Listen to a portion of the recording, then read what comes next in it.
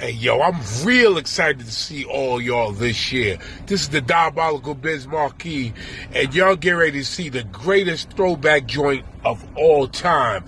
Saturday, August 24th in Kitchener, Canada. You better not miss this one. It's gonna be crazy. Yo, this is the Biz Markie, and you listen to Brooklyn Tea Talk on WWETV. Hi, is this Biz Markie? This is Brooklyn from Worldwide Entertainment TV. What's up? Hi, how you doing? I'm alright. So, the first question that I have for you is, what are your feelings about performing in Canada?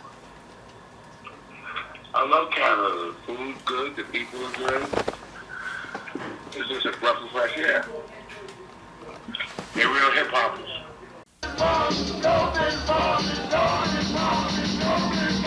I'm the Biz Markie. Can you tell us about your past performance in Toronto at the place like Concert Hall? How was the feeling back then for you in Toronto compared to now? I haven't performed in Toronto in a while, but Toronto back in the day, I had friends like that, Rumble, you know, my little sister like Michie Mee and all them. So it was like a family fight. That's what I said. But I still love Canada. The sound system was incredible, and the people was incredible. Thank you, and we love you too, Biz Markie. And Michie Mee is she's a great influence to the young women out here, and I salute her. Every time I see her, I salute her. So I love Michie Mee. Could you tell us how you started to beatbox and what exactly is the Juice Crew? Hear ye, from far and near. The one they call the Big Daddy Kane is here as the party animal, sex symbol, soloist, vocalist, microphone miracle, here to react, attack. As a matter of fact, I bring forth a sudden impact. Wanna say knick-knack, paddywhack, give Kane a microphone, and all the other MCs will go rolling home as I remain to reign in effect. And if you're thinking that I'm weak, I object, cause I'm as strong as the Hulk, just as cool as the Fawn, so deaf on the mic, my rhymes should be bronze. The way I be blocking's rather hard to describe. What I'm trying to say is I'll be kicking it live. That's word. Well, I started to beatbox back in 7th grade, 8th grade, and you know, I didn't have you know, drum set. I didn't have no musical instruments, so I did everything with my mouth, and I recorded it with my little tape recorder. And the Juice Crew is my crew. Rest in peace, Mr. Magic and Sir Juice. And the Juice Crew consists of Roxanne Shanté, Marley Marl, MC Shan, Big Daddy Kane, G-Rap, Polo, Master Ace, all of us. And we're just one. We're like hip-hop's first crew. I love that. You named some real legends right there. Like, oh man, I wish I was old enough to be around those times to see that crew. It must have been crazy. So speaking of Roxanne Shanté, that she's legendary, and she released her biopic last year on Netflix. Could you tell us your thoughts on the film and the importance of the Juice Crew? Well, the film was incredible. Because it showed some real stuff on there that I didn't think you would show out. And the importance of the Juice Crew is that a DJ like Marley Marl and Mr. Magic, he was like the voice of hip-hop at the time. And if your record was played on Mr. Magic, you really meant something at the time. And with our crew, we was like the first Wu-Tang.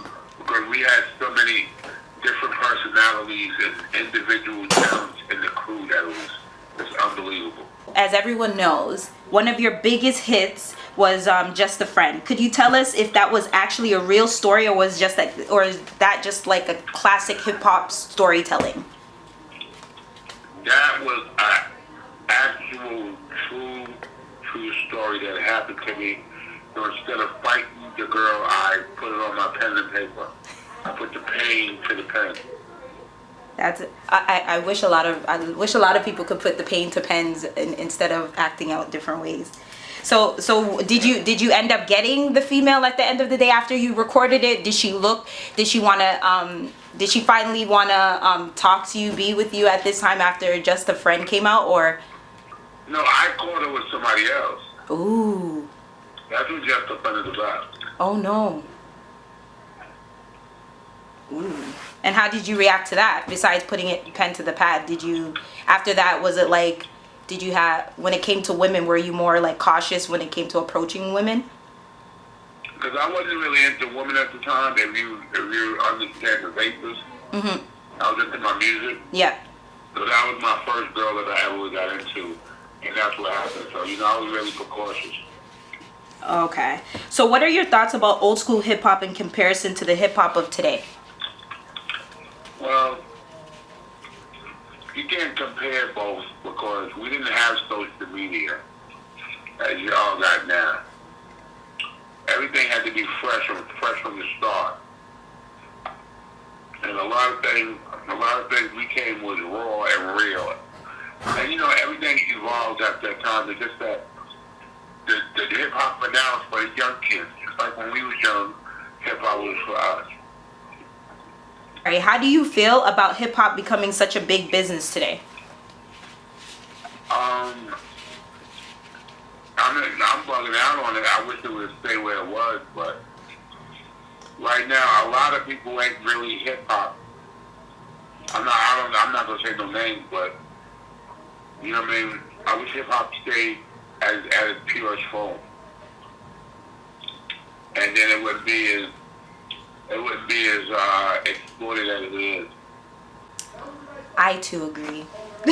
You couldn't have said it any better. So you will be performing, of course, on the same stage on August 24th, which I can't wait for, with the legendary Canadian rapper Maestro Fresh, West and Kitchener. What are your thoughts about Canadian hip hop artists?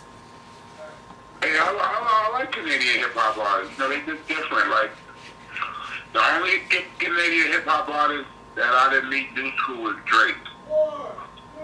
And I like how Drake came over and took over hip hop.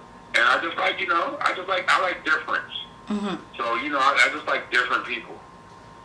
I like people that do things their way. Yeah, because you're a very unique. You had your own unique style as well. How important are events such as 90s Throwback Fest, which will also have Naughty by Nature, oh my gosh, I'm so excited, Cisco and Robbie G in keeping the music alive of old school? I just can't wait. It's going to have some fun. I can't wait either. Who will you consider your top 5 rappers of all time? If you had to choose, I know you probably have a couple. I can't choose because everybody had their era.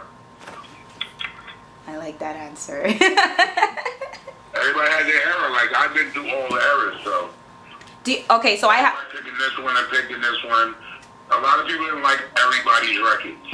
No matter how much this one came out, that one came out. Everybody didn't make every record hot. Everybody has valiant peaks in their career. I like that. So is there anybody in your career who you haven't worked with that you wish you could have worked with, whether it's past or present? Nah, bro. I'm just happy that I got to freestyle with a Tupac, and I got to freestyle with Biggie and Jay-Z and Nas. I'm glad that the 80s and 90s was there. And I enjoyed it. And Eminem was incredible too. Yes, I enjoy 90s music. I will bump 90s music all day if I could. For the newer fans of hip hop that want to learn about the old school, which hip hop artist would you tell that a fan to look for and why? So which hip hop artist? Just look at the 80s and the 90s. I can't tell one artist. Everybody got different personalities. Yes, like Dougie Fresh and Rakim and all those people. So you have been a part of many TV shows such as Yo Gabba Gabba, Empire, and Blackish. Could you tell us your most favorite moments doing television? My most favorite moment? Yeah, your most favorite moments. Whether for anyone. I like Yo Gabba Gabba, but I liked it in Living Color too. So. In Living Color. Oh, so I like sounds and television. I just liked it, all of it.